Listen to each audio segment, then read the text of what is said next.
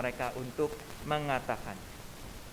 Waktu itu di Yerusalem diam orang-orang Yahudi yang saleh dari segala bangsa di bawah kolong langit. Ketika turun bunyi itu berkerumunlah orang banyak. Mereka bingung karena mereka masing-masing mendengar rasul-rasul itu berkata-kata dalam bahasa mereka sendiri. Mereka semua tercengang-cengang dan heran. Lalu berkata, bukankah mereka semua yang berkata-kata itu orang Galilea? Bagaimana mungkin kita masing-masing mendengar mereka berkata-kata dalam bahasa kita sendiri, yaitu bahasa yang kita pakai di negeri asal kita. Kita orang Parsia, Media, Elam, penduduk Mesopotamia, Yudea dan Kapadokia, Pontus dan Asia, Frigia dan Pamfilia, Mesir dan daerah-daerah Libya yang berdekatan dengan Kirene, pendatang-pendatang dari Roma, baik orang Yahudi maupun penganut agama Yahudi, orang Kreta dan orang Arab. Kita mendengar mereka berkata-kata dalam bahasa kita sendiri tentang perbuatan-perbuatan besar yang dilakukan Allah. Mereka semuanya tercengang-cengang dan sambil termangu-mangu, sambil berkata seorang kepada yang lain, apakah artinya itu? Tetapi orang lain menyindir, mereka sedang mabuk oleh anggur manis. Sekian jauh Bapak Ibu, bacaan firman Tuhan. Berbahagialah setiap kita yang membaca, merenungkan, tapi paling penting Bapak Ibu sekalian adalah melakukan firman itu dalam kehidupan kita sehari-hari. Haleluya.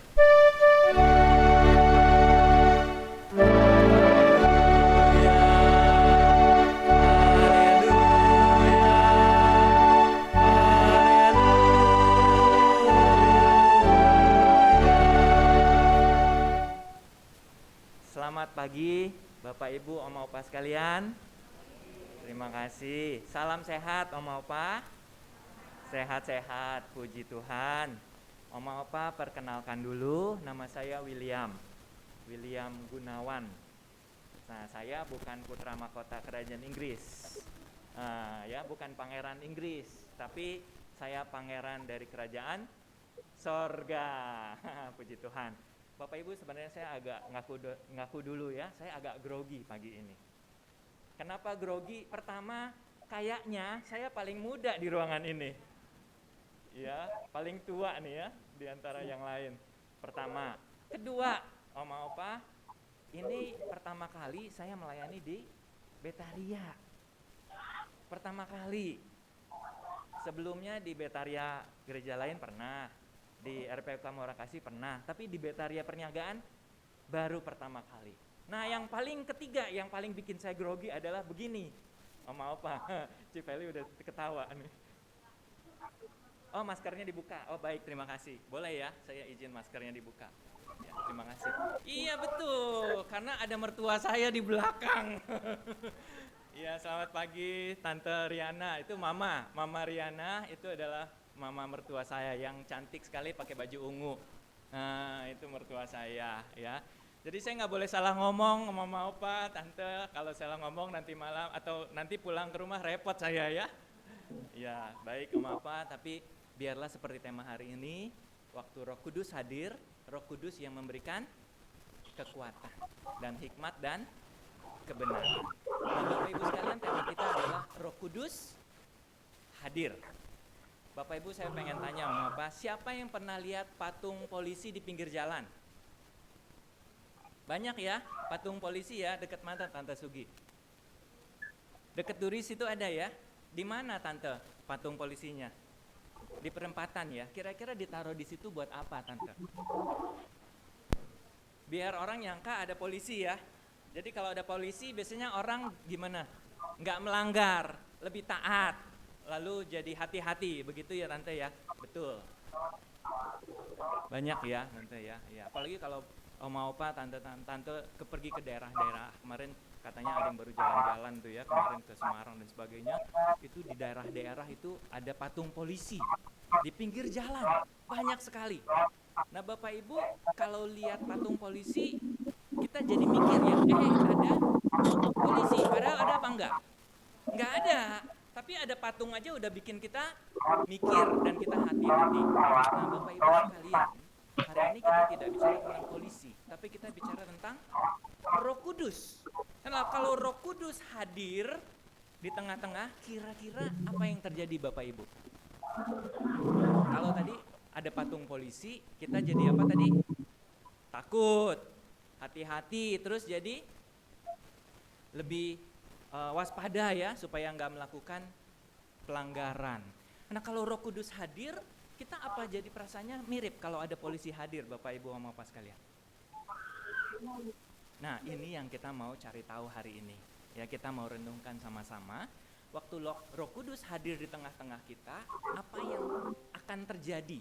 Dan seharusnya perubahan apa yang terjadi baik di dalam hati kita maupun dalam apa yang kita lakukan. Nah, semoga Tuhan menolong kita. Nah, Bapak Ibu sekalian, tema kita hari ini Roh Kudus hadir.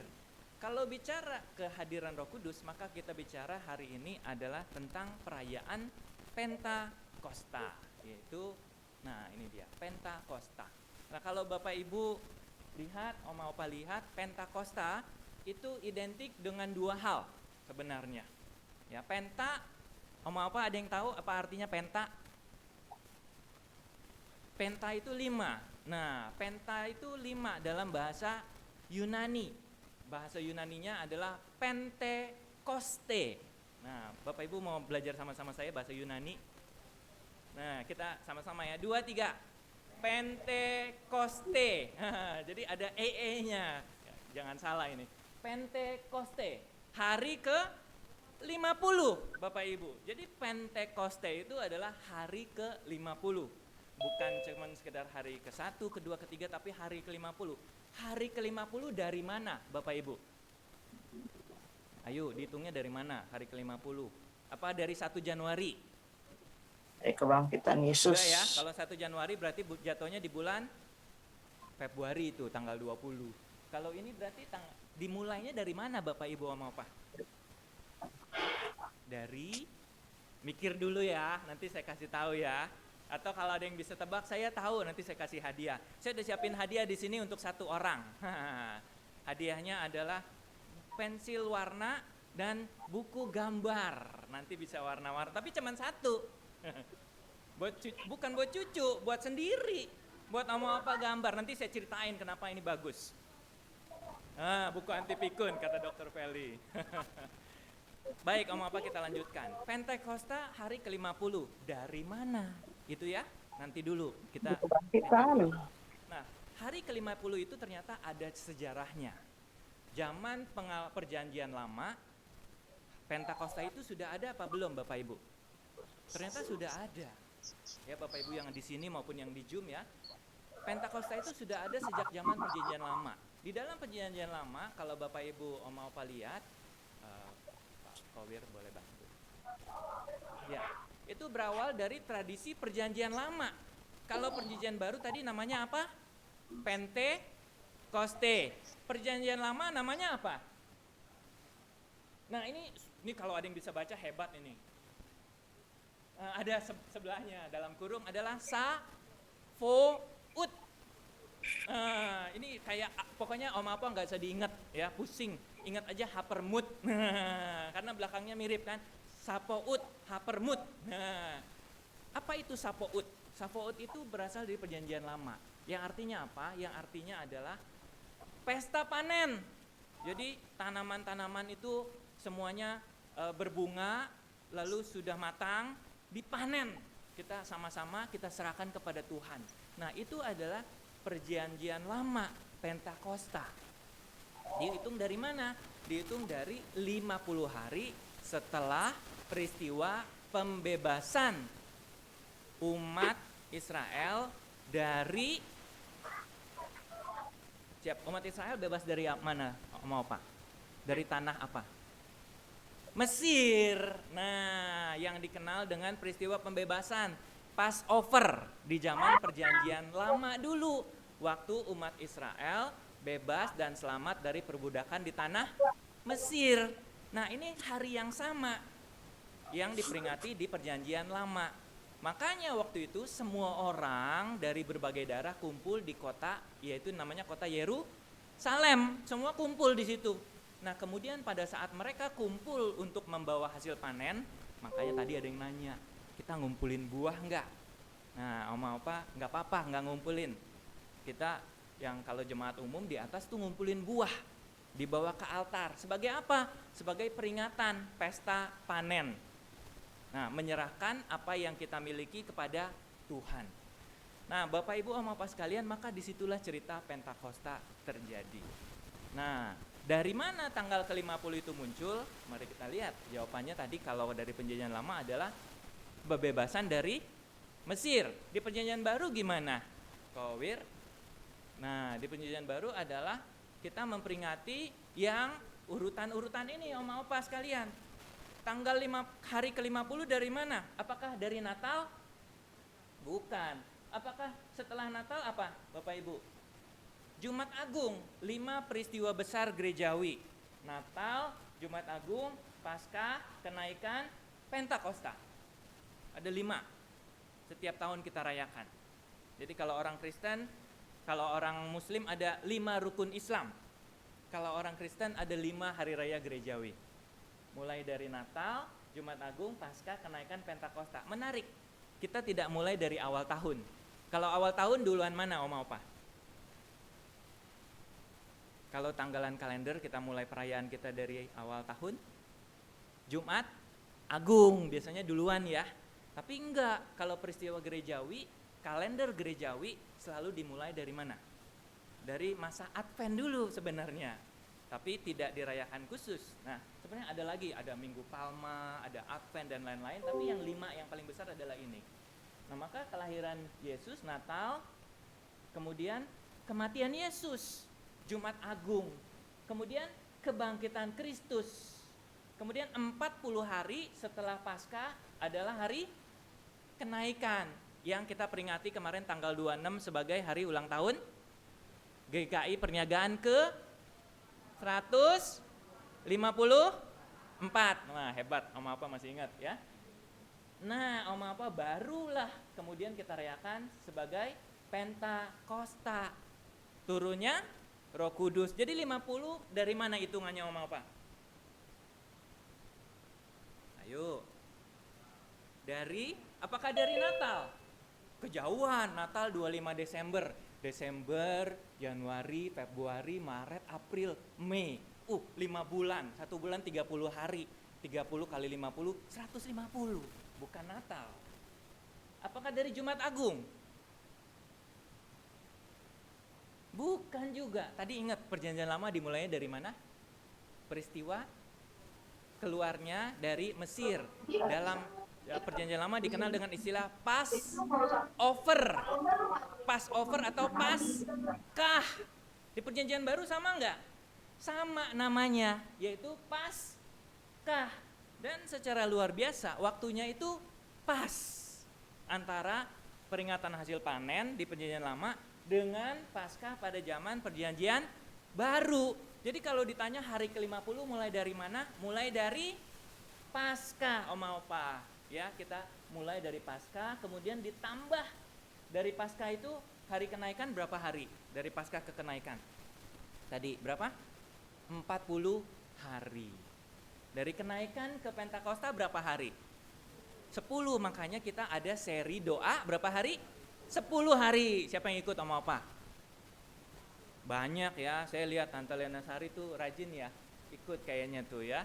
Terus siapa lagi? Ada Oma Opa yang lain. Koteksen, Penatua Texan juga hadir. Civeli juga hadir. Nah, 10 hari. Untuk apa kita berdoa 10 hari Oma Opa? Untuk apa ayo? Karena disuruh sama penatua di gereja, disuruh sama pendeta Lina, disuruh sama pendeta Ras. Enggak ya Oma Opa ya. Kenapa 10 hari? Ini karena Bapak Ibu Oma Opa sekalian, kita mengingat ulang apa yang terjadi dalam 3 rangkaian ini. Jadi dimulai dari Jumat Agung sebenarnya. Apa yang terjadi waktu Jumat Agung, Bapak Ibu sama Bapak sekalian? Yesus mati di salib. Waktu Yesus mati di salib apa yang terjadi? Murid-murid gimana? Murid-murid berani apa takut? Takut. Murid-murid datang ke acara itu apa lari? Lari. Murid-murid ngumpet apa murid-murid berani memunculkan diri di mana-mana? Ngumpet murid-murid. Jadi peristiwa Jumat Agung itu adalah peristiwa yang penuh dengan ketakutan. Murid-murid takut, kenapa? Karena Tuhan Yesus yang mereka anggap penyelamat, yang mereka anggap raja, ternyata mati di salib. Murid-murid takut. Aduh, saya lari aja. Bahkan di dalam Alkitab diceritakan waktu di Taman Getsemani ada seorang anak muda yang murid Yesus itu lari sambil celananya itu bajunya terlepas. Telanjang, Bapak Ibu sama Bapak sekalian. Itu berarti larinya kayak gimana tuh? Itu ketakutan sampai bajunya lepas semua, lari telanjang, dikatakan di dalam Markus 14 ayat 51 52. Bapak Ibu Om Opa sekalian, waktu pas Jumat Agung itu semua orang takut. Lalu apa yang terjadi dengan Paskah waktu kebangkitan Yesus? Apakah murid-murid langsung berani? Enggak. Murid-murid masih mikir, ini benar Yesus bangkit. Benar enggak? Ada tanda paku, tapi Thomas aja percaya waktu kapan? Waktu Yesus menunjukkan diri, lalu Yesus bilang, lihat ini tanda di tanganku dan lubang di badanku. Lalu Yesus berkata, berbahagialah mereka yang percaya walaupun tidak melihat. Sama seperti kita enggak melihat, kita percaya enggak mau apa? Percaya, puji Tuhan, ada iman dalam hati kita. Nah Bapak Ibu, waktu mereka mulai percaya itulah kemudian tiba-tiba waktu murid-murid udah sadar, oh Tuhan Yesus ada. Lalu Petrus makan di pinggir danau sama Yesus, masih ingat Bapak Ibu? Nangkep ikan di pinggir danau, terus Tuhan Yesus sama Petrus itu bakar ikan, lalu kasih makan, lalu Tuhan Yesus bilang ke Petrus, Petrus, gembalakanlah domba-dombaku. Berapa kali Om Opa? 3 kali. Kenapa 3 kali? Karena supaya membantu Petrus ya waktu itu menyangkal Yesus juga 3 kali. Nah Om Opa setelah itu apa yang terjadi? Setelah itu tiba-tiba Yesus naik ke surga. Di hari kenaikan Yesus yang kita pelajari peringati tanggal 26 kemarin, 26 Mei kemarin. Bapak Ibu Oma sekalian, waktu naik ke surga gimana kira-kira perasaan murid-murid Yesus? Nah, kata Dr. Feli, galau. Ya, karena apa? Dari rasa takut di Jumat Agung, terus mulai nggak percaya di Paskah, lalu didatengin Yesus menunjukkan diri kepada murid-murid, murid-murid bingung. Terus waktu udah mulai, oh ada Yesus bangkit nih, asik, Yesus sebagai raja. Tiba-tiba Yesus naik ke surga. Nah lu, kok hilang? Kok pergi? Kok kemana? Nah murid-murid juga bingung. Maka Yesus bilang apa kepada murid-murid waktu itu? Jangan pergi kemana-mana. Berkumpullah di sini dan berdoalah. Maka mereka berdoa selama 10 hari untuk menunggu datangnya roh yang dijanjikan itu. Dan betul, setelah 10 hari, siapa yang hadir Bapak Ibu sama Bapak sekalian? Roh yang dihadirkan itu adalah Roh Kudus hadir. Nah Bapak Ibu sama Bapak gitu ceritanya kira-kira. Nah kalau udah tahu ceritanya, jadi apa buat kita? Nah Bapak Ibu sama Bapak sekalian, saya mau ajak kalau gitu udah tahu ceritanya nih. Jadi kita perlu tahu siapa itu Roh Kudus. Apa artinya kehadiran Roh Kudus dan apa maknanya buat kita. Nah Bapak Ibu ini ayatnya dulu kita baca sama-sama. Mungkin nanti bisa jadi ayat hafalan buat kita ya. Mari kita baca sama-sama Bapak Ibu 2-3. Yohanes 14 ayat 26. Tetapi saya baca sekali, habis itu Om Opa baca. Yohanes 14 ayat 26. Nah Bapak Ibu Om Opa boleh buka dulu. Yohanes 14 ayat 26, saya buka. Ada di layar, Yohanes 14 ayat 26. Yohanes 14 ayat 26. Udah siap, Om apa? Udah ya, kita baca sama-sama aja biar lebih cepat. 2, 3 yang kencang. Tetapi penghibur, yaitu Roh Kudus, yang akan diutus oleh Bapa dalam namaku, Dialah yang akan mengajarkan segala sesuatu kepadamu dan akan mengingatkan kamu akan semua yang telah kukatakan kepadamu. Oke, kita baca sekali lagi. Ya, 2, 3. Tetapi penghibur, yaitu Roh Kudus yang akan diutus oleh Bapa dalam namaku, dialah yang akan mengajarkan segala sesuatu kepadamu dan akan mengingatkan kamu akan semua yang telah kukatakan kepadamu. Bapak Ibu ada yang udah hafal? Saya langsung kasih hadiah. Belum. Bapak Ibu cara menghafal mudah. Kalau ada yang panjang, kita bagi jadi kecil-kecil. Kita bagi dalam bagian yang kecil-kecil. Nah, Bapak Ibu, ini bisa dibagi dalam berapa bagian? Kita lihat bagian pertama ya. Bagian pertama, tetapi penghibur yaitu siapa? Roh Kudus. Ini bagian 1. Siapa? Tetapi Roh Kudus yaitu tetapi penghibur yaitu Roh Kudus. Ini yang pertama. Yang kedua, yang akan diutus oleh Bapa dalam namaku. Ini bagian kedua. Kita berhenti setelah koma ya. Bagian ketiga, dialah yang akan mengajarkan segala sesuatu kepadamu. Lalu bagian keempat, dan akan mengingatkan kamu akan semua yang telah kukatakan kepadamu. Hafal nggak Bapak Ibu sama apa? Belum. Nanti kita kasih waktu lagi ya. Nanti kita hafal lagi. Bapak Ibu menghafal itu memang tidak mudah. Tapi kalau sudah dihafal, itu manfaatnya luar biasa.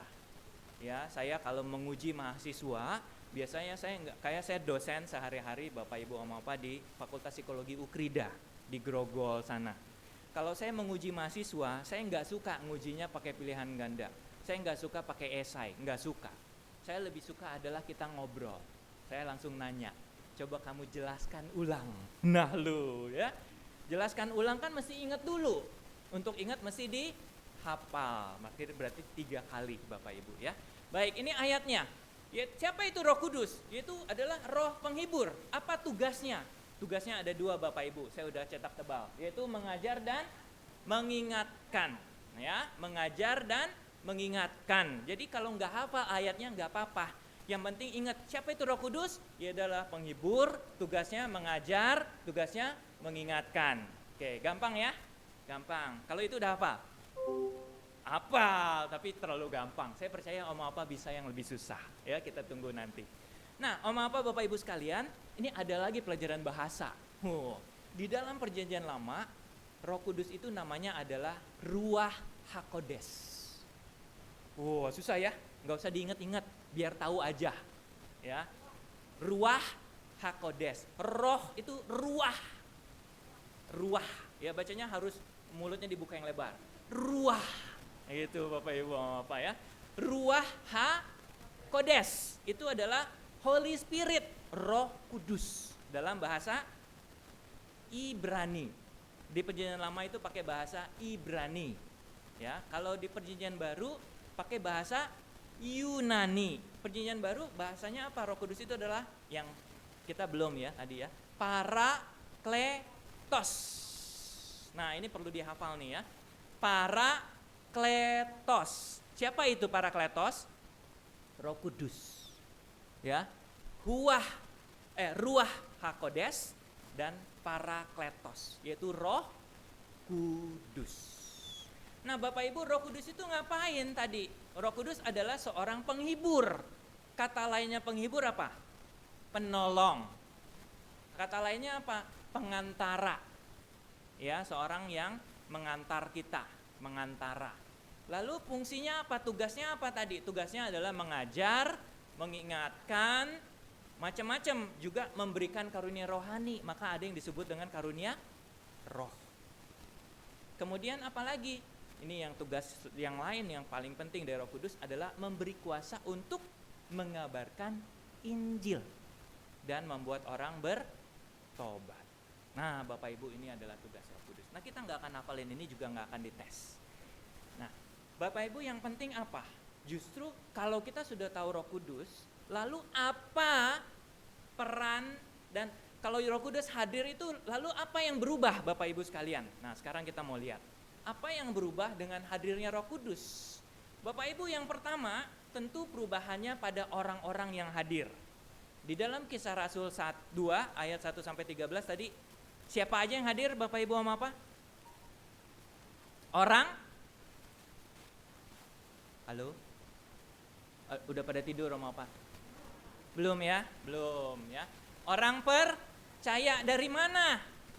Dari mana-mana, itu lihat tulisannya ya. Ada dari benua Afrika, yaitu dari mana? Dari Mesir, dari Kirene, dari Yudea. Ini benua Afrika nih kalau peta Bapak Ibu mau apa. Lalu ada dari benua Eropa. Benua Eropa ini dari Kreme di sini ya. Lalu apa lagi? Dacia dan segala macam. Tapi paling banyak dari Asia.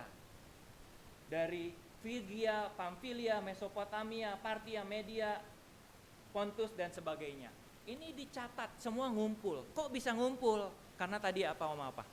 Mereka merayakan pesta panen. Ya, mereka ngumpul merayakan pesta panen. Lalu tiba-tiba Roh Kudus hadir dan mereka bisa berkata-kata dalam bahasa mereka tiba-tiba bisa ngomong. Bahasa Tiociu Bapak Ibu sama Opa. Lu boy coni gitu kan ya. Bahasa nyisit paumang gitu ya. Terus bahasa apa lagi? Bahasa Mandarin, Niche Paulema. Terus bahasa apa lagi? Bahasa Jawa, wis mangan urung. Ya. Om apa jadi bukan bahasa aneh-aneh, tapi bahasa-bahasa yang sehari-hari dibicarakan oleh orang yang hadir. Jadi semuanya atos entek. Atos ya, ngerti enggak? Ngerti semua, karena mereka berbahasa yang sehari-hari. Nah kira-kira itu yang terjadi pada waktu turunnya Roh Kudus. Jadi orang percaya tiba-tiba bisa berkata-kata, dan sebenarnya yang hebat itu bukan bisa ngomong dalam bahasa macam-macam, tapi yang paling hebat adalah firman Tuhan itu bisa dimengerti. Itu yang paling penting Oma Opa. Jadi firman Tuhan itu dimengerti oleh semua yang hadir. Nah Oma Opa, kisahnya belum selesai waktu orang percaya. Tapi kalau Oma Opa baca di dalam Kisah Para Rasul pasal 2 ayat 14 dan selanjutnya, apa judul perikopnya Bapak Ibu Oma Opa sekalian? Ayat 14 sampai ayat ke-47. Apa judul perikopnya di situ? Khotbah Petrus. Apa Bapak Ibu sekalian masih ingat apa yang terjadi di khotbah Petrus? Ada berapa orang yang hadir dan bertobat? Ingat enggak? Berapa? 3.000 orang, betul sekali Oma. Maka di dalam kisah Pentakosta itu yang tadi kita baca baru separoh. Ada peristiwa lain yang yaitu peristiwa khotbahnya Petrus. Dan waktu Petrus berkhotbah itu luar biasa. Berapa orang bertobat? 3.000 orang bertobat. Maka Bapak Ibu, waktu Roh Kudus hadir, ini perubahan yang pertama. Orang percaya bisa berkumpul bersama penuh dengan Roh Kudus dan berkata dalam bahasa lain. Tapi juga Petrus, rasul-rasul dan jemaat mula-mula juga hadir. Dan di sanalah Petrus berkhotbah. Ini bukannya Petrus ya, nggak kelihatan nama apa. Nah dia lagi berkhotbah. 3.000 orang bertobat, menerima Roh Kudus dan dibaptis. Sehingga ada jemaat pertama yang dikatakan apa jemaat pertama itu? Mereka ngapain apa? Jemaat pertama itu melakukan 5B. Apa itu 5B? Sama ya? Sama dengan apa? Betaria, 5B Betaria apa? Ayo ingat nggak? Ayo 5B-nya Betaria. Betaria, bersahabat, bertumbuh, berbuah, bersama. Oke. Kok sama 5B ya? Aduh, ini bikin susah nih Pak William nih ya. Oke. Nah ini 5B yang ditemukan di Alkitab. Kira-kira mirip dengan 5B tadi. Tapi 5B yang ini adalah kisah jemaat yang pertama. Mereka ngapain? Di dalam ayat 42 sampai 47 dikatakan mereka pertama-tama bertekun dalam pengajaran. Mereka baca firman. Lalu yang kedua mereka bertekun dalam doa. Mereka berdoa. Yang ketiga mereka bersekutu. Ya, bersekutu. Yang keempat mereka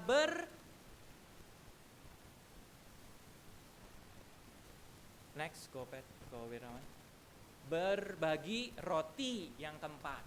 Yang kelima bersaksi. Nah ini 5B yang ada di dalam Perjanjian Baru, kisah hidup jemaat yang mula-mula.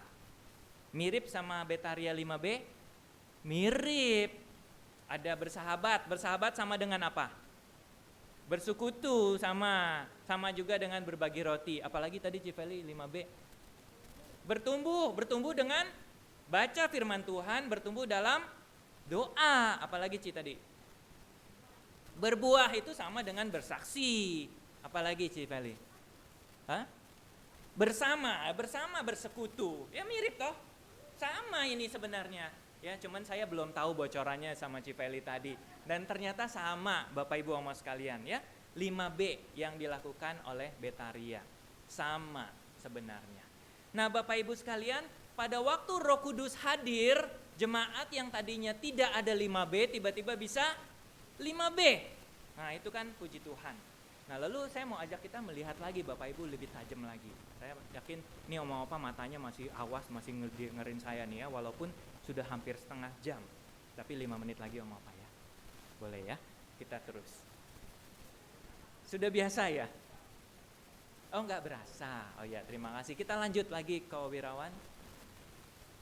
Setelah ini adalah kita akan melihat. Nah Bapak Ibu ini kita mau menyimpulkan. Waktu Roh Kudus hadir, jemaat berubah. Tadinya gimana? Sebelum Roh Kudus hadir tadinya orang-orang takut.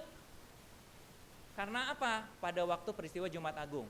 Ingat tadi saya bilang ada anak muda yang lari nggak pakai celana. Nah ini dia gambarnya Om apa? Nah sengaja saya buat kecil supaya nggak kelihatan. Kalau enggak malu nanti orangnya ya. Dia melarikan diri dengan telanjang. Jadi anak muda ini waktu Jumat Agung, waktu Kamis Putih, waktu di Taman Getsemani, waktu Yudas mencium Yesus, lalu prajurit datang ditangkap Yesus, muridnya lari ini. Salah satu murid yang nggak tahu siapa namanya, dia lari dengan telanjang. Jadi jemaat waktu itu apa? Takut waktu itu. Kemudian pada waktu Pentakosta apa yang terjadi? Roh Kudus turun, Petrus berkhotbah, 3.000 orang bertobat, jemaat yang tadinya takut, kabur, tiba-tiba bisa apa Bapak Ibu sama Bapak sekalian? Bisa 5B. Nah, luar biasa, bisa 5B seperti yang Betaria. Nah, Bapak Ibu sekalian, kalau Roh Kudus hadir, yang enggak 5B jadi 5B. Ya, itu yang pertama. Yang kedua, bukan hanya jemaat yang berubah, tapi juga Petrus berubah. Oma Opa sekalian, mari kita lihat. Petrus waktu di malam Yesus disalib, Oma Opa masih ingat nggak Petrus ngapain? Petrus Petrus lari waktu itu, lalu dia melihat Yesus dari kejauhan, lalu dia menghangatkan diri di atas perapian. Kemudian dia dipanggil sama seorang hamba perempuan. Kamu muridnya Yesus ya? Petrus bilang apa? Bapak Ibu sama apa? Bukan, saya tidak mengenal dia.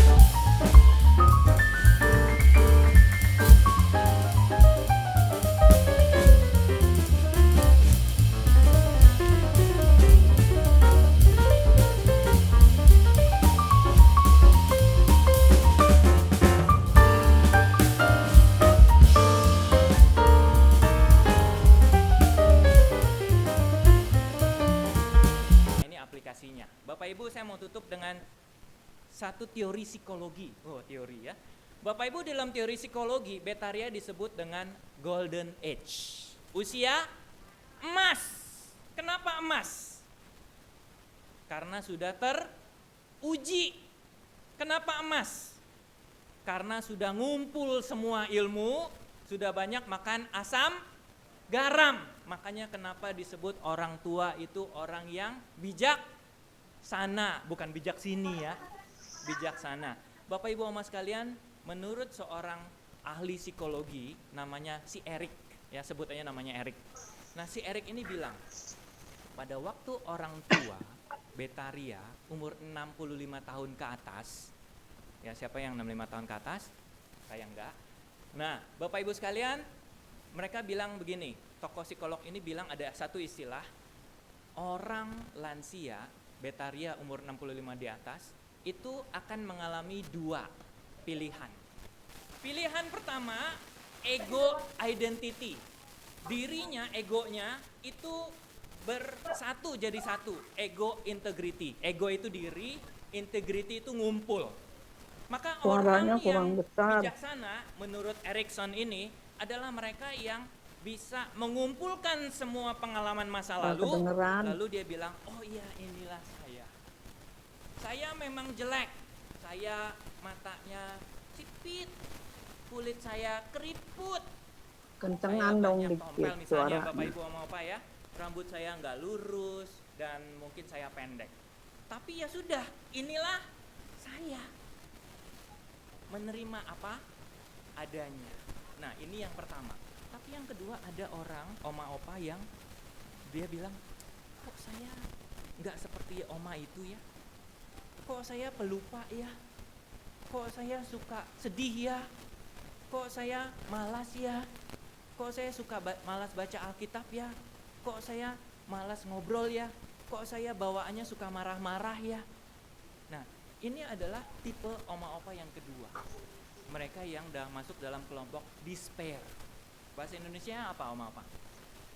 Putus asa. Jadi orang yang pertama, ego integrity, itu adalah tipe orang yang dalam Alkitab dikatakan berhikmat. Mereka adalah orang-orang yang, oh ya sudah tahu memang saya apa adanya seperti ini. Saya memang bawel, iya. Saya memang galak, iya. So kenapa wes? Gitu ya. Tapi tidak menjadikan itu sebagai hambatan. Tapi dia bertumbuh terus. Nah itu yang pertama adalah orang yang punya ego integrity, wisdom. Orang yang kedua adalah orang yang putus asa. Nah Bapak Ibu contoh gampangnya apa? Nah ini dia, yang gampangnya adalah seperti ini. Kowir. Next. Nah ya, next. Karena kenapa? Tugas gampangnya adalah oma opa menurut Erikson, di dalam masa lansia orang-orang tua itu mengingat ulang pengalaman masa lalu, ya semua retro masa lalu melakukan inspeksi. Dia cek, dia ingat waktu kecil dulu. Waktu kecil dulu saya seperti apa? Waktu dia lihat cucunya, kok kamu dulu kayak saya, nakal juga. Lalu waktu dia lihat anaknya, kamu kok juga bandel seperti saya. Lalu dia lihat orang lain yang lebih muda, kamu juga kok males seperti saya. Nah, dia mulai membandingkan dirinya dengan orang lain dan membandingkan dirinya dengan masa lalunya. Maka di dalam usia orang tua ini, kita akan cenderung mengingat ulang apa pengalaman-pengalaman kita. Ya kan? Kalau ketemu sama oma opa pasti ceritanya panjang. Betul enggak? Panjang. Tentang apa? Tentang masa lalu. Yang bagus apa yang jelek? Kebanyakan yang masa. Nah, kalau kebanyakan yang bagus, itu berarti oma opa yang nomor 1 tadi, ego integrity atau punya hikmat. Kalau punya yang kedua yang jelek, berarti orang yang putus asa. Kenapa? Yang diceritain yang jelek terus. Bapak Ibu kalau dengar kabar baik, hatinya gimana? Senang. Kalau dengar kabar buruk, sedih. Bisa tidur nggak? Nggak bisa. Pusing kepala. Pusing, jangankan mau apa, saya juga begitu. Makanya kalau saya jadi konselor, saya dengar cerita orang curhat, stres, Saya selalu berdoa, Tuhan berikan saya kekuatan. Supaya apa? Supaya saya bisa kuat menanggung cerita-cerita yang Ci Feli tahu itu. Kalau lagi banyak orang cerita ya Ci, aduh pala kayaknya panas, pusing gitu ya. Nah maka lebih baik cerita yang positif. Nah apakah Bapak Ibu Om apa yang paling gampang begini? Orang yang despair, orang yang putus asa itu seperti Yudas. Orang yang wisdom, punya hikmat adalah seperti Petrus. Mari kita lihat, ini bagian terakhir, habis ini saya selesai. Bapak Ibu, orang yang putus asa, lansia atau betaria yang putus asa itu adalah mereka yang mengingat peristiwa masa lalu.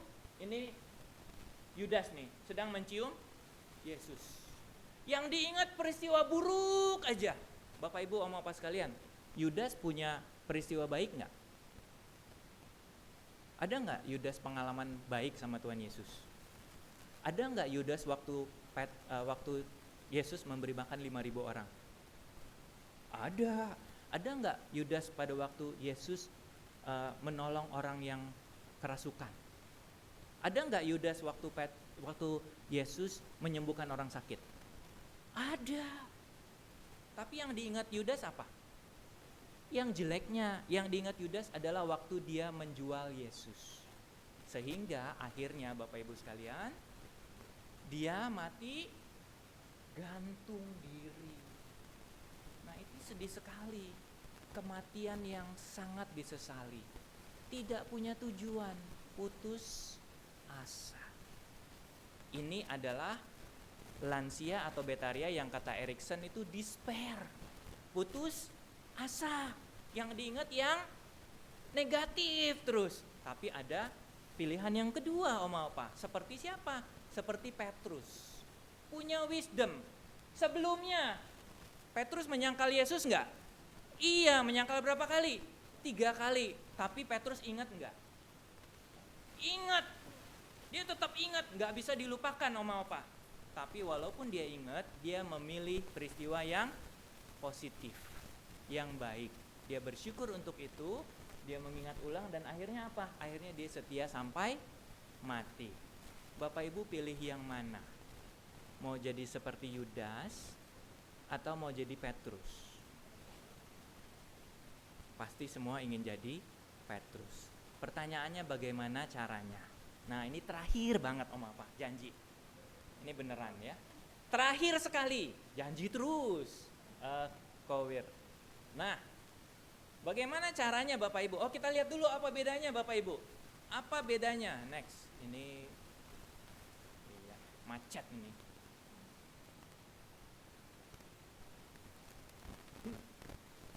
Hilang.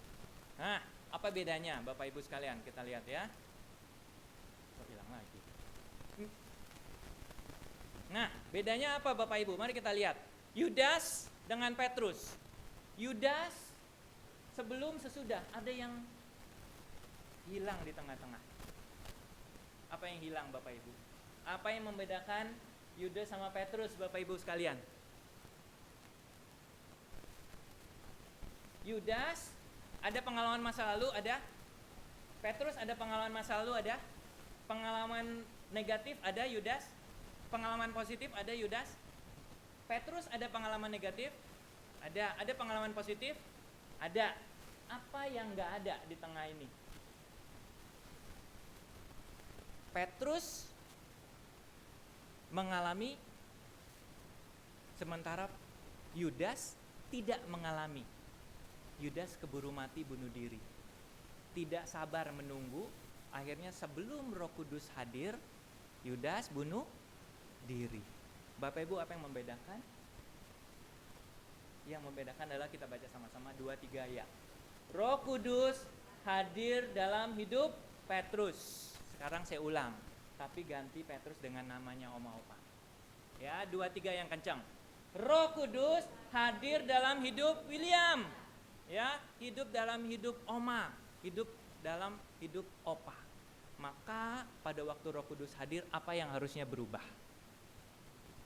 Hidup kita seluruhnya berubah. Tidak ada 5B jadi ada 5B.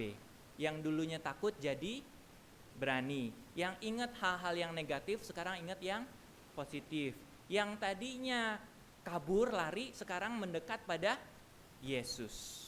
Bapak Ibu, Oma Opa sekalian, inilah yang menjadi pelajaran kita hari ini.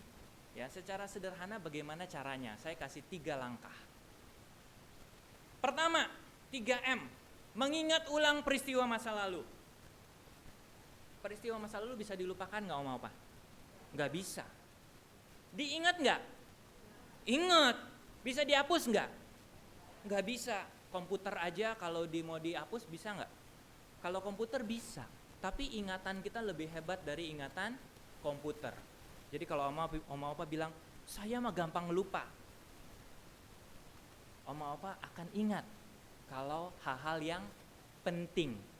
Kalau yang nggak penting, nggak usah diingat. Kenapa? Bukan karena kita pelupa, karena memang kapasitas otak kita terbatas. Maka ingat hal yang penting. Apa yang paling penting?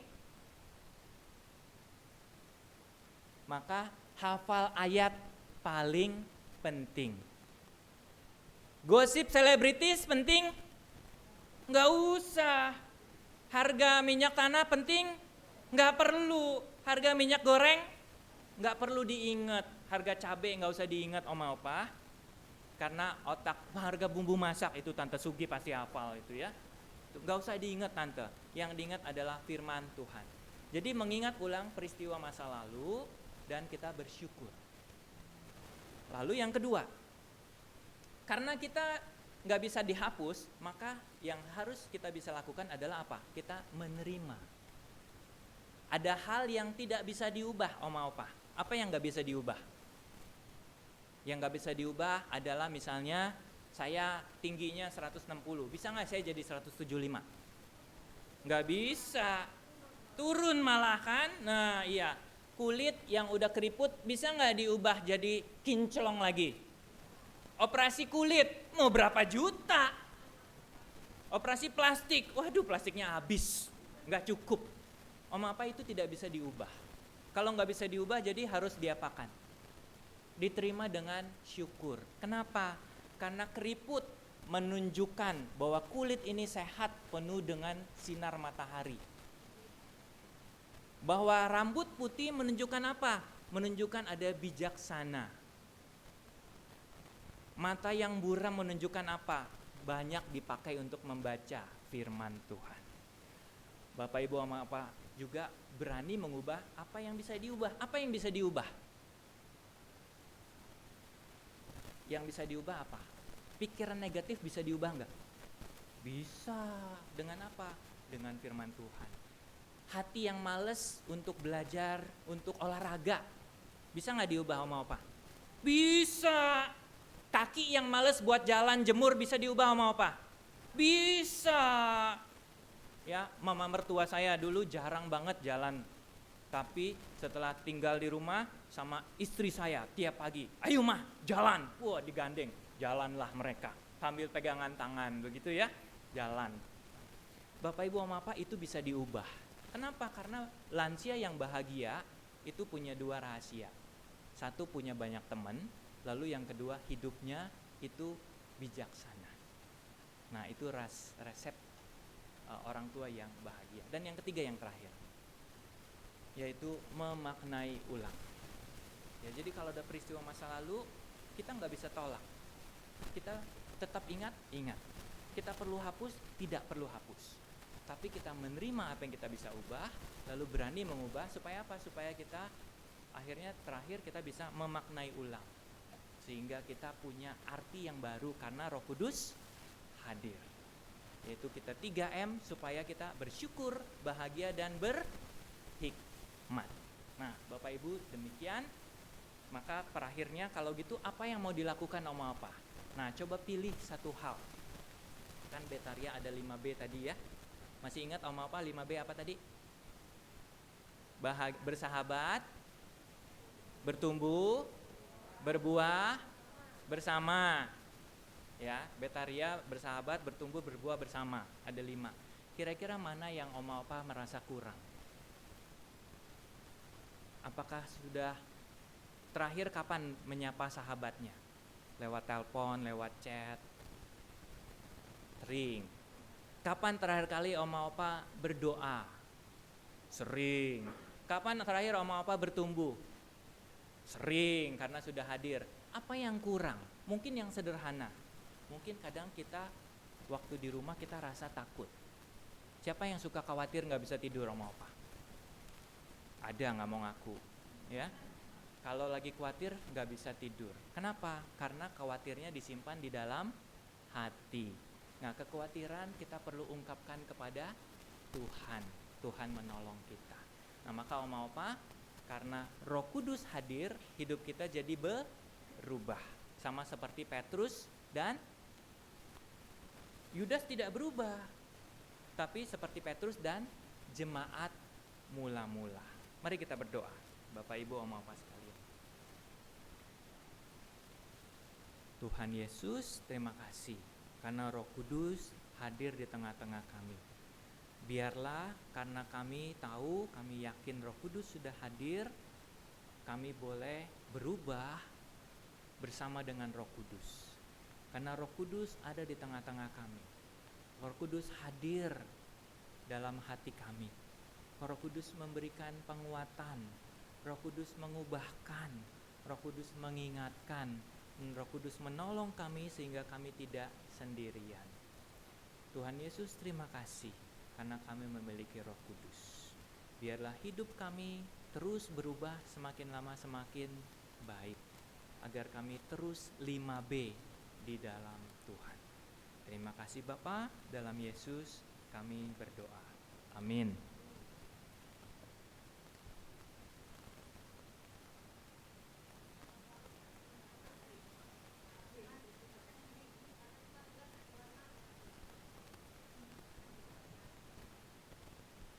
Bapak Ibu, kami undang untuk berdiri. Sebagai respon pemberitaan firman Tuhan, marilah kita bersama dengan umat Allah di masa lalu, masa kini, dan masa depan dengan mengingat janji baptis kita menurut pengakuan iman kita rasuli. Aku percaya kepada Allah, Bapa yang Maha Kuasa, Khalik langit dan bumi, dan kepada Yesus Kristus, Anak yang tunggal Tuhan kita, yang dikandung dari Roh Kudus, lahir dari anak darah Maria, yang menderita sengsara di bawah perintahan Pontius Pilatus, disalibkan, mati dan kuburkan, turun ke dalam kerajaan maut, dan hari ketiga bangkit pula dan orang mati, naik ke surga, duduk sebelah kanan Allah, Bapa yang Maha Kuasa, dan dari sana Ia akan datang untuk menghakimi orang yang hidup dan mati. Aku percaya pada Roh Kudus, gereja yang kudus dan am, persekutuan orang kudus, pengampunan dosa, kebangkitan orang mati, dan hidup yang kekal. Amin. Silakan duduk kembali Bapak Ibu.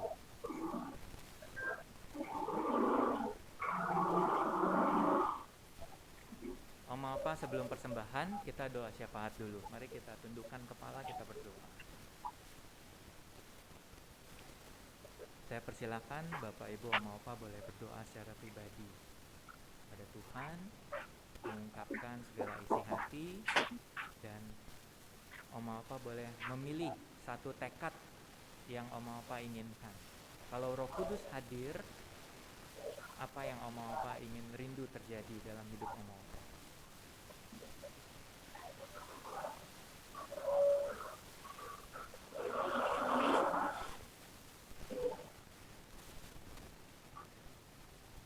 Bapak, kami bersyukur, inilah doa-doa kami. Kami rindu hidup kami berubah. Seperti Petrus yang hidupnya berubah karena hadirnya Roh Kudus mengubah hidup dia. Begitu juga jemaat mula-mula dan rasul-rasul yang hidupnya berubah. Mereka berani mengabarkan Injil. Mereka berani menjadi saksi bagi Tuhan dan mereka setia sampai akhir. Tuhan, kami berdoa untuk setiap kami yang hadir pada pagi hari ini. Biarlah kami juga menjadi anak Tuhan yang setia sampai pada akhirnya. Biarlah Tuhan memberikan kami keberanian, memberikan kami penghiburan dan pertolongan. Tuhan, kami juga berdoa untuk bangsa dan negara kami, supaya boleh dipulihkan, supaya boleh juga bangsa negara kami menjadi bangsa yang besar, yang menjadi berkat untuk bangsa-bangsa lain. Kami berdoa untuk untuk pemimpin kami, untuk para pejabat, berikan kekuatan dan hikmat. Kami juga berdoa untuk orang-orang di sekitar kami yang Tuhan tempatkan, untuk anak-anak kami, untuk cucu-cucu kami, untuk cicit-cicit kami, untuk saudara-saudara kami, untuk tetangga-tetangga kami, untuk teman-teman kami. Semoga kami bisa menjadi berkat untuk mereka semua. Kami juga berdoa untuk gereja ini, supaya gereja ini yang sudah 154 tahun tetap bertumbuh dan menjadi saksi buat Tuhan.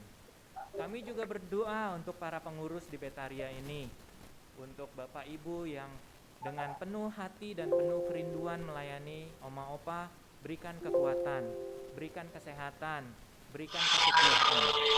Dan terakhir kami juga berdoa sekali lagi untuk kami yang ada di sini, supaya kami benar-benar bisa menjadi Betaria yang 5B, yang Betaria tetap ceria, yang bersahabat, yang bersekutu, yang bertumbuh bersama-sama. Tuhan bantu kami agar kami bisa menjadi komunitas yang saling menguatkan, saling mendukung, sehingga Yesus yang ada di atas sana boleh melihat kami dan tersenyum karena melihat persekutuan yang indah di dalam Betaria, bersama, berusia, tapi tetap ceria. Terima kasih Tuhan Yesus, inilah doa kami. Dalam Yesus kami berdoa. Amin.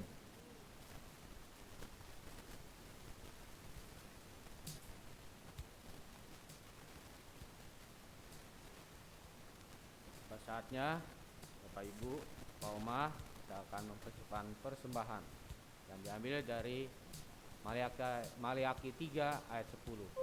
Bawalah sepersepuluhanmu seluruhnya ke rumahku, supaya ada makanan berlimpah di sana. Ujilah aku, maka kamu akan melihat bahwa aku membuka pintu-pintu surga dan melimpahi kamu dengan segala yang baik. Sedangkan kemudian rindukan engkau mendapat berkat.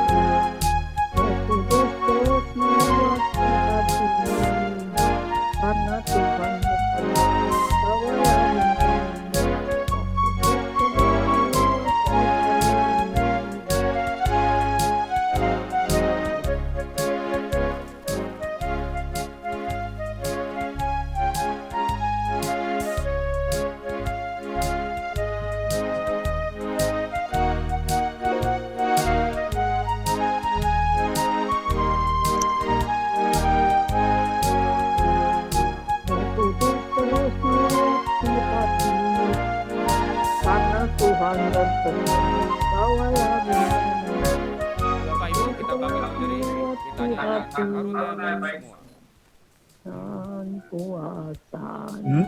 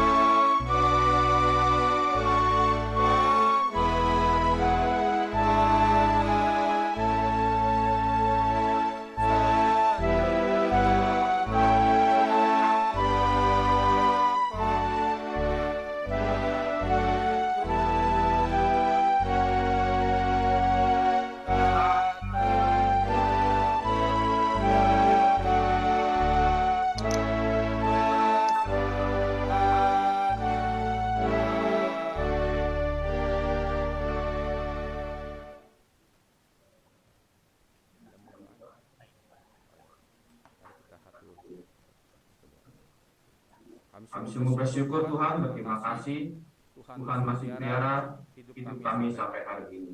Terima kasih untuk berkat-berkat yang Tuhan curahkan sepanjang hidup kami. Biarlah kami dapat memakai hidup kami makin mencintai dan mengasihi Tuhan. Tuhan, persembahan telah kami terima, kiranya Tuhan yang memberkati dari uang-uang ini boleh dipakai untuk kuasa gereja-Mu. Dimanapun gereja kami boleh menjadi berkat. Tuhan, pakailah setiap orang-orang yang melakukan ini dengan hati yang takut akan Tuhan, hikmat dari Tuhan. Terima kasih Tuhan, kami naikkan syukur kami kepadamu. Dalam nama Tuhan Yesus kami berdoa. Amin. Amin.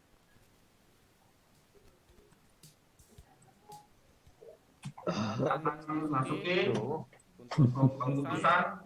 Kita akan nyanyikan Selamat di tangan Yesus.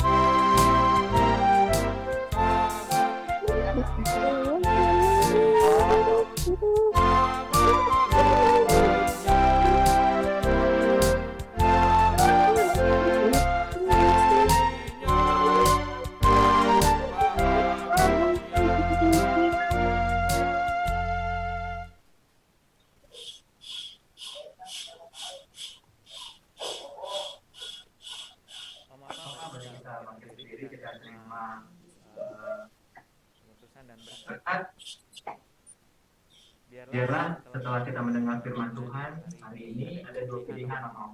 Mau jadi seperti Petrus atau mau jadi seperti Yudas. Yang mana yang kita mau? Seperti Petrus, berusia tetap bersama sampai akhir. Mari apa kita mengarahkan hati kita kepada Tuhan.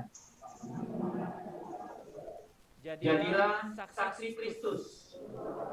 Terpujilah Tuhan. Biarlah berkat dan damai sejahtera dan kasih dengan iman dari Allah Bapa dan dari Tuhan Yesus Kristus menyertai kita sekalian. Kasih karunia menyertai kita, yaitu semua orang yang mengasihi Tuhan kita Yesus Kristus dengan kasih yang tidak binasa, karena Roh Kudus sudah hadir di tengah-tengah kita.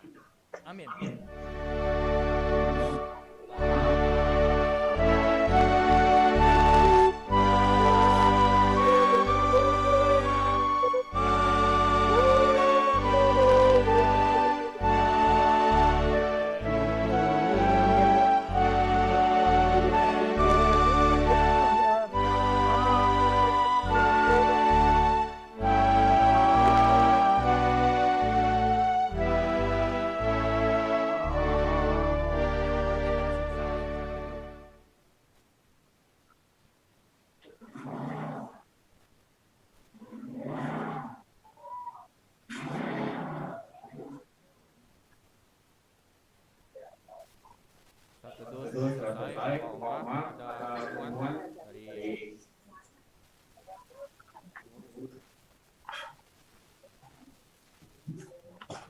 Selamat pagi, Oma. Ya, itu saya ada Ibu Sumiati tadi harus buru-buru pulang karena kondisinya kurang sehat ya. Ada. Ibu Sumiati kita tuh ada dua. Kirim loh Ada padahal. Ibu Sumiati yang lebih tua, ada Ibu Sumiati yang muda. Ada suaminya Ibu Sumiati, Pak Bambang, belum dikenalkan ya, belum pernah dikenalkan di sini. Belum pernah ya Pak Bambang ya. Boleh berdiri Pak. Sekalian kita kenalin. Nah, ini Ibu Sumiati, ya Pak Bambang. Ya, mereka adalah pasangan yang setia. Silakan duduk Pak. Pak Bambang dan Ibu Sumiati yang lebih muda. Jadi Sumiati B, Sumiati A yang tua, Sumiati A, yang muda Sumiati B. Ya, oke. Secara resmi mewakili anggota Retaria pengurus mengucapkan terima kasih untuk adik William. Ya dong, kan masih muda dia belum lansia, masih adik William yang sudah pintar sekali. Kalau adik pintar ya, pintar sekali menerangkan mengenai hadirnya Roh Kudus. Tapi tadi dia bawa hadiah. Jadi belum dikasih tuh, belum dilombakan ya. Nah, sekarang gimana? Adik William sudah punya kuis untuk melombakan ayat hafalnya belum? Coba saya kita tes ya. Tadi adik William ini bicara apa? Tentang tugas dari Roh Kudus itu apa? Ada dua tadi. Apa tuh? Siapa yang bisa langsung angkat tangan? Nanti hadiahnya langsung dikasih. Ya. Ini buku anti pikun. Ya. Beneran nanti saya cerita deh. Siapa yang bisa? Tadi Roh Kudus tugasnya apa? Ada dua tadi. Yang di Yohanes. Apa? Ada dua tadi. Ada ingat gak? Coba. Siapa yang ingat? Yang pertama apa? Ayo jangan ragu-ragu. Hah? Menghibur. Apalagi? Nanti saya tanya adik William bener apa nggak, boleh nggak? Yang tadi di firman Tuhan apa? Menolong. Ya tadi ada yang menolong tadi, yang jawab siapa? Ibu. Menghibur Ibu Leni. Terus menolong, mengubah. Maunya dua. Mengingatkan, ya. Jadi tadi benar, boleh nggak? Menolong sama mengingatkan. Nah, tadi mengajar dan mengingatkan, ya. Jadi kita kasih hadiahnya ke Ibu Liana Sari. Ya, oke, berdiri dong. Nah, iya. Iya, itu Bu Liana Sari bukan untuk cucunya ya. Itu untuk sendiri. Jadi kalau menurut penelitian dari medis, kalau kita orang sudah tua itu harus dirangsang sel-sel otaknya. Salah satunya kan kita menghafal, ya kan? Lainnya kita menari. Makanya kalau saya ajak Betaria tuh nyanyi sambil gerak, ya sambil menari gitu. Itu merangsang sel-sel otak kita. Tapi yang lain adalah menggambar, mewarnai. Ada warna-warna di situ yang cerah ya. Itu merangsang sel-sel otak. Makanya buku gambar itu adalah untuk lansia juga, mewarna. Ya, sudah lengkap ya? William sudah lengkap ya?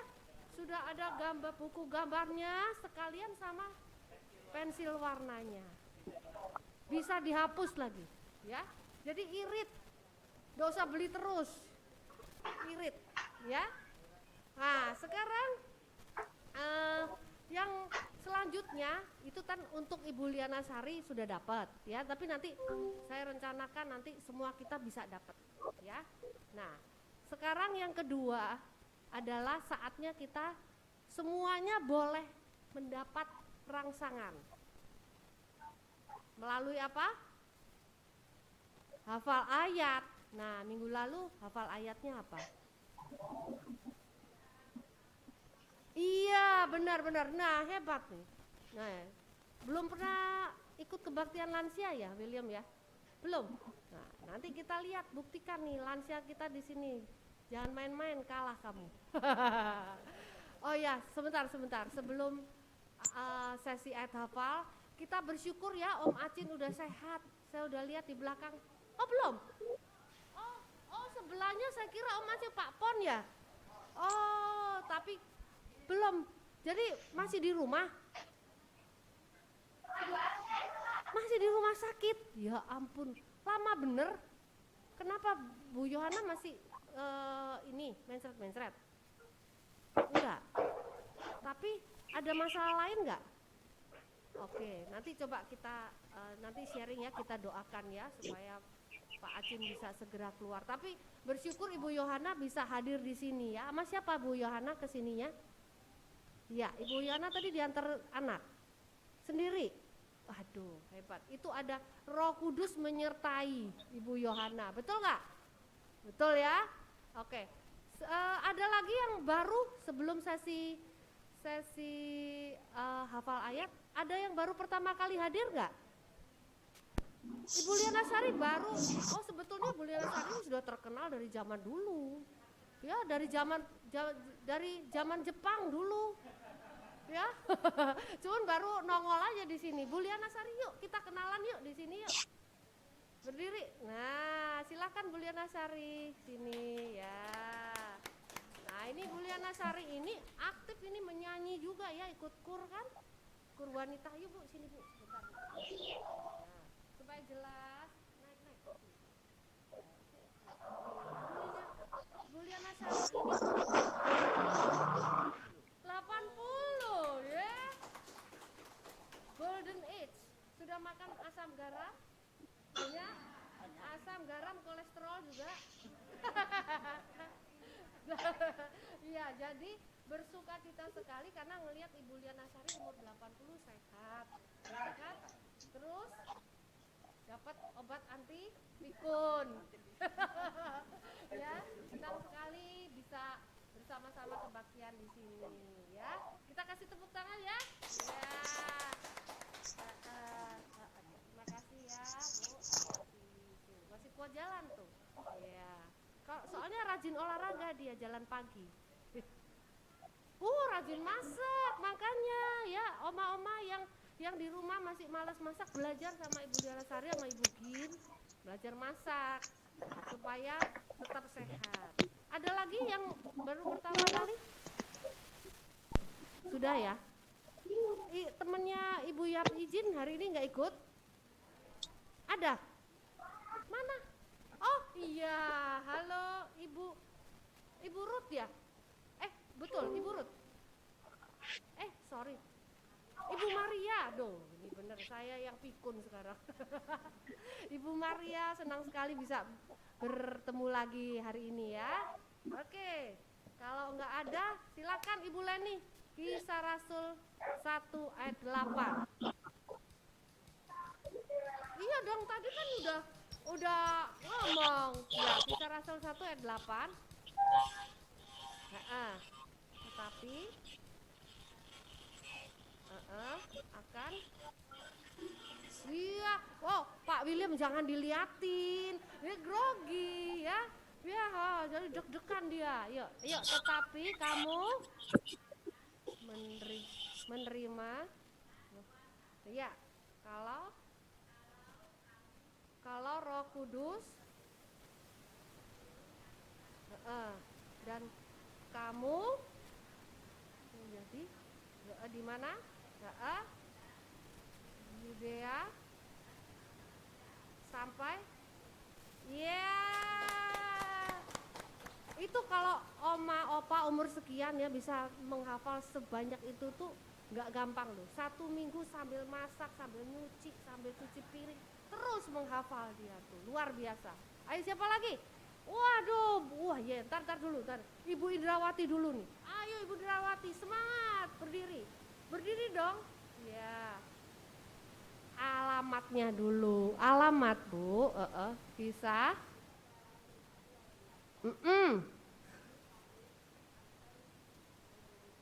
Menerima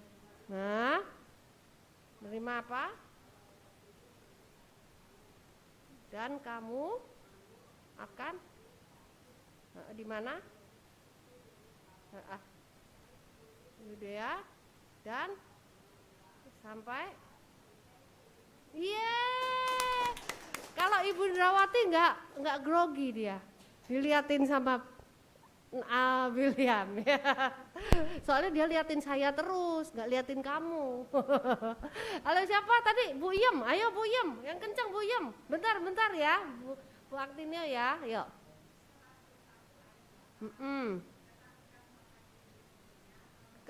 Mendapat kuasa,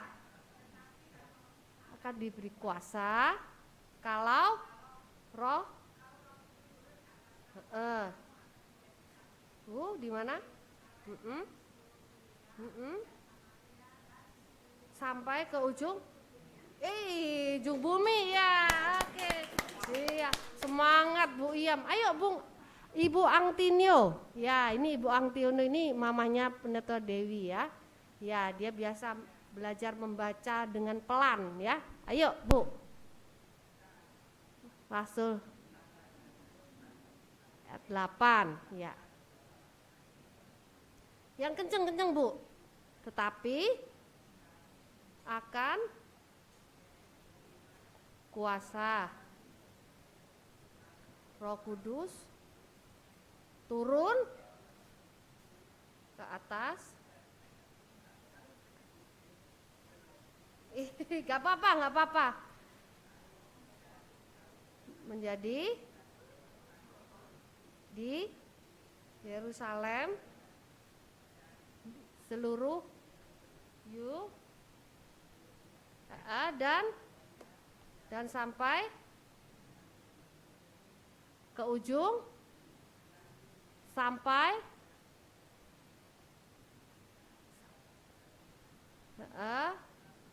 ke ujung bumi.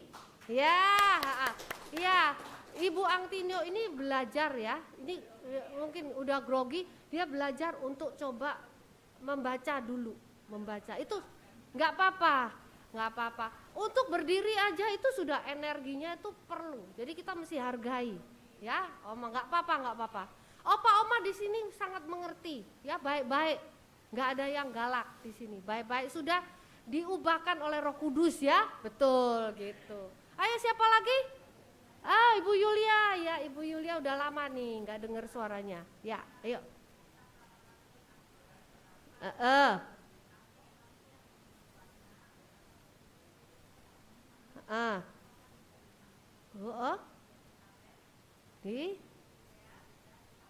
Dan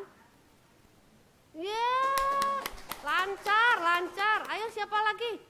Ayo, biasa nih. Oh, Ibu Hayati nih ya. Ayo Ibu Hayati. Dengerin dulu.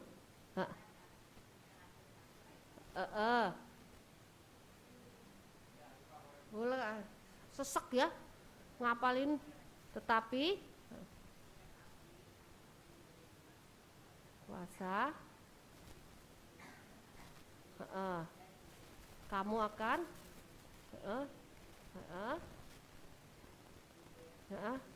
dan Samaria sampai oh bagus ya, kalau opa oma bisa menghafal gitu tuh bagus. Ayo yang lainnya Pak Wongso biasanya sama Ibu Liancen apa duet Pak Wongso sama Ibu Liancen. Yuk.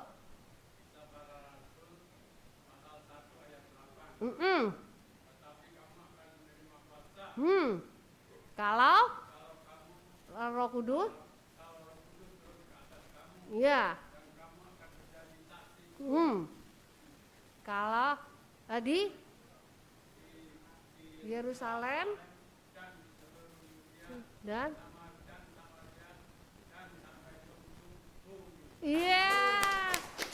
siap gerak merdeka ya.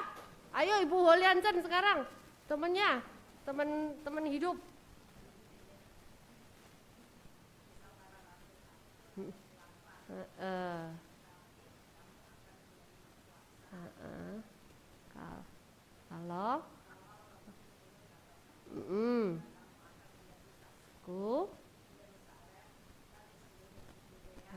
Hah? Ya, tuh beda kan kalau laki tuh seperti apa, kalau perempuan tuh lebih lembut kan gitu kan ya. Ada lagi siapa yang mau? Pak Tiongki itu biasanya mana Pak Tiongki? Pak Tiongki, mana Pak Tiongki? Nah ini Pak Tiongki, ini jagoan-jagoan kita nih. Ayo.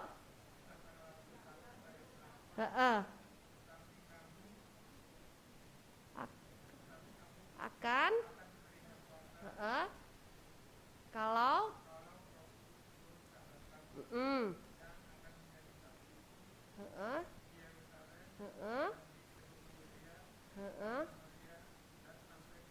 iya, Pak Tiongki nanti minggu depan tante dibawa ya, diajak ya. kalau kuat diajak ya. Ada lagi siapa? Ayo dong, ada yang baru dong. Siapa dong opa oma yang baru, yang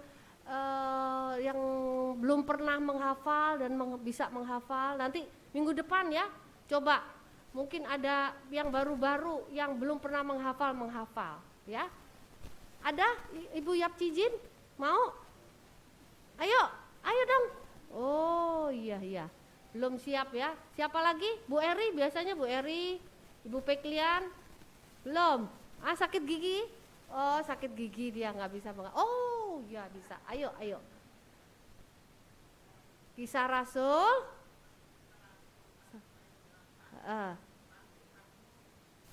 Akan.